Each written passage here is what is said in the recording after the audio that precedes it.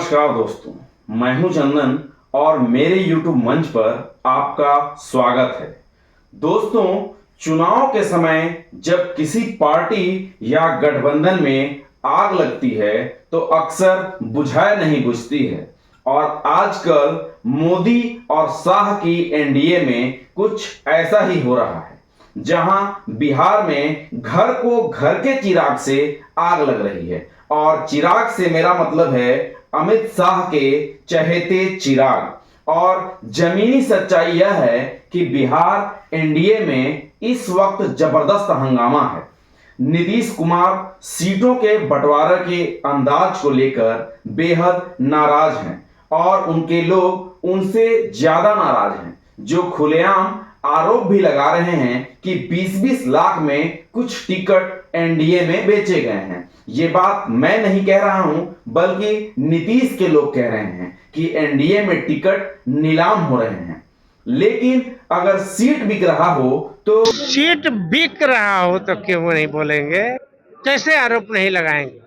कैसे ये हमारे सैकड़ों साथी कहते हैं कि पैसा बेच दिया गया, 20 लाख पर बेच दी गई। करना पड़ गया।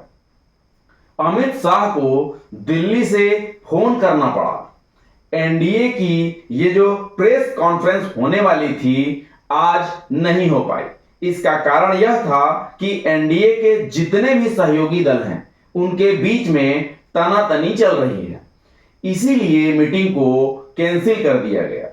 अब एनडीए में सबसे ज्यादा अगर कोई नाराज है तो वो हैं जीतन राम मांझी, जो कि बिहार के पूर्व मुख्यमंत्री भी रह चुके हैं और वो नीतीश कुमार के खास भी हैं।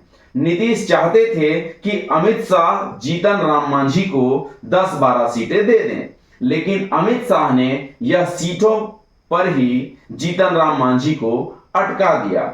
जीतन राम मांझी दिल्ली से नाराज होकर जब चले तो प्रधानमंत्री मोदी जी को फोन करना पड़ गया मांझी को मनाने के लिए।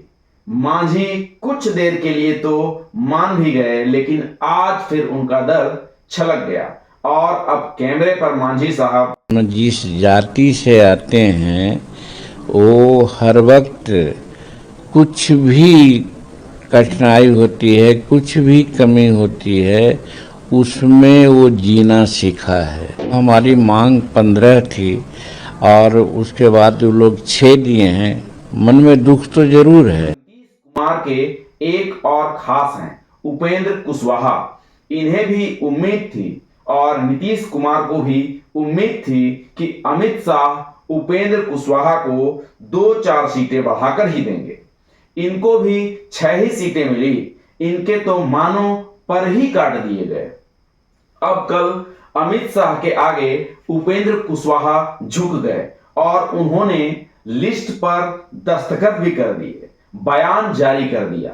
लेकिन आज सुबह फिर से उपेंद्र कुशवाहा को कहीं ना कहीं दर्द सताने लगा और उन्होंने सोशल मीडिया पर बाकायदा बयान जारी किया कि हम क्षमा मांगते हैं, माफी मांगते हैं अपने काडर के नेताओं से कि हमें ज्यादा सीटें नहीं मिली और इसका दुख हम सबको है। देखिए उनका बयान। दोस्तों, सारे झगड़े की जड़ जो एनडीए में है इस वक्त वो चिराग पासवान है। उनके ही कारण पूरे एनडीए के घर में आग लगी हुई है। दरअसल नीतीश कुमार और चिराग पासवान की कभी बनी नहीं। नीतीश कुमार को लगता है कि चिराग पासवान उनके राजनीतिक शत्रु हैं। पिछली बार भी नुकसान किया था और अब इस बार भी नुकसान करेंगे। नीतीश कुमार चाहते थे कि चिराग पासवान को 14-15 सीटों पर ही समेट दिया जाए, लेकिन अमित शाह के तो वो खास हैं। अमित शाह ने उन्हें दोगुना सीट दे दिया। 15 सीट देने के बदले उनको दोगुना सीट दे दिया गया, तकरीबन 29 सीटें। अब अंदर की बात यह है कि अमित शाह ने यूं ही चिराग पासवान को ऑबलाइजर नहीं किया, यूं ही वह उन पर मेहरबान नहीं है।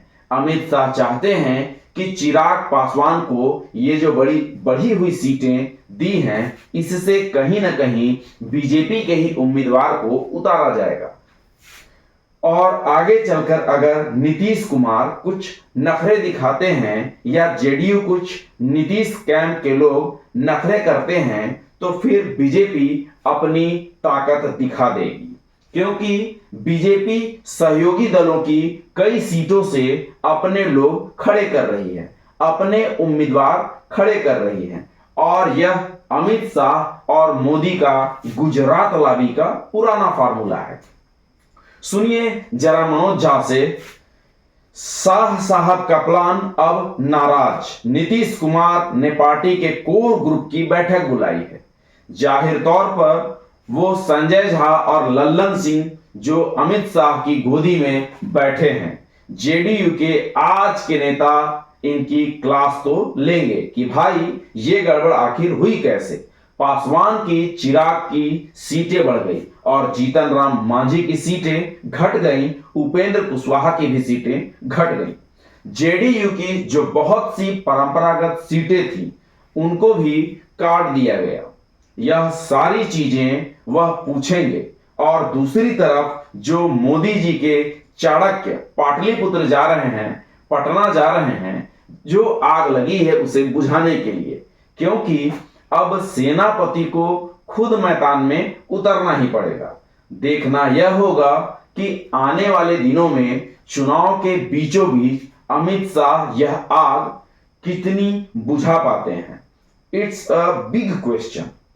दोस्तों, एनडीए में ही इतना घमासान लड़ाई चल रही है कि मैं आरजेडी में या इंडिया अलायंस में क्या कुछ हो रहा है वो आपको बता ही नहीं पाया। थोड़ा इनका भी सुन लीजिए। दरअसल आज लालू परिवार दिल्ली में था और दिल्ली में राउस एवेन्यू कोर्ट में एंटी करप्शन ब्यूरो में आज उन पर चार्जेस फ्रेम हुए, आरोप तय किए गए हैं। और लालू परिवार ने कहा है कि यह जो भी आरोप लगाए जा रहे हैं यह पॉलिटिकली मोटिवेटेड हैं। चुनाव के दौरान इन आरोपों को कहीं ना कहीं मढ़ा जा रहा है और वो ट्रायल फेस जरूर करेंगे। बहरहाल कितना असर होगा यह तो आगे देखेंगे, लेकिन महागठबंधन में सीटों का अभी बंटवारा होना और उम्मीद है वो कल तक हो भी जाए। लेकिन जो बड़ा सवाल है वो यह है कि एनडीए में ये जो आग लगी है और कई दिनों से धधक भी रही है, क्या फाइनली इसको चाणक्य बुझा पाते हैं या फिर बुझा नहीं पाते हैं, यह देखना बड़ा दिलचस्प होगा। इस वीडियो में इतना ही। बहुत बहुत धन्यवाद।